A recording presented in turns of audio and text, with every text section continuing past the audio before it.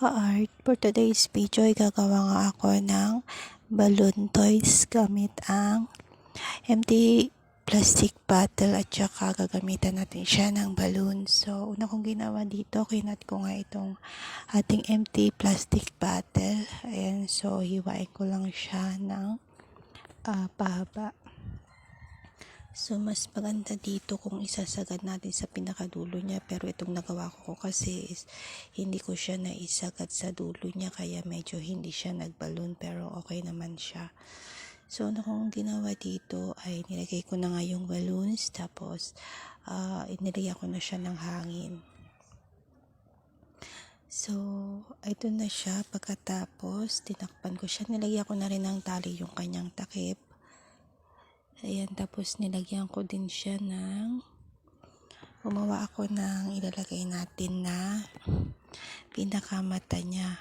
Ayan, so gagawa tayo ng mata.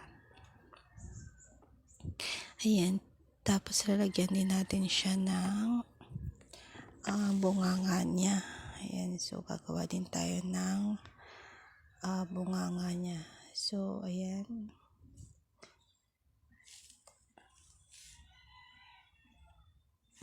So, gagawa din tayo ng bunganga, tapos ikakat natin ito, gugupitin natin.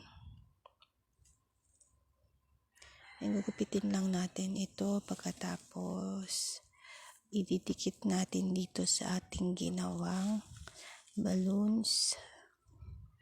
And so, mas maganda din dito kung ang gagamitin natin is kulay orange. Ayan, so ito sa akin kasi ito lang yung available na balloons na meron ako. So next time gagawa ako ulit ng iba pa. So sinubukan ko lang ito. Gagawa tayo ng mas maganda next time. So ayan, paligtad pa yung aking pagkagawa, pagkadikit ng kanyang mata. So dapat dito sa taas pala. Ayan. So, didikit lang natin ito na ganyan. Tapos, ididikit din natin yung pinaka bunganga niya. Ayan. So, lalagay lang natin dito. Madali lang siya. So, hinihintay na nga ng aking anak. Ayan. Hinahawakan na yan dyan. Kasi gusto niya nang kunin. Ayan. So, syempre, lalagyan ko din siya ng konting design. Lagyan ko siya ng pinakatenga niya. Ayan. So, nagkupit na lang din ako dito ng cartolina, tapos yung kulay white na cartolina din. Ayan. So, ganyan lang. Didikit ko lang din siya. Tapos na. Ayan na. Kinuha niya na. So, yun lang guys. Thank you for watching.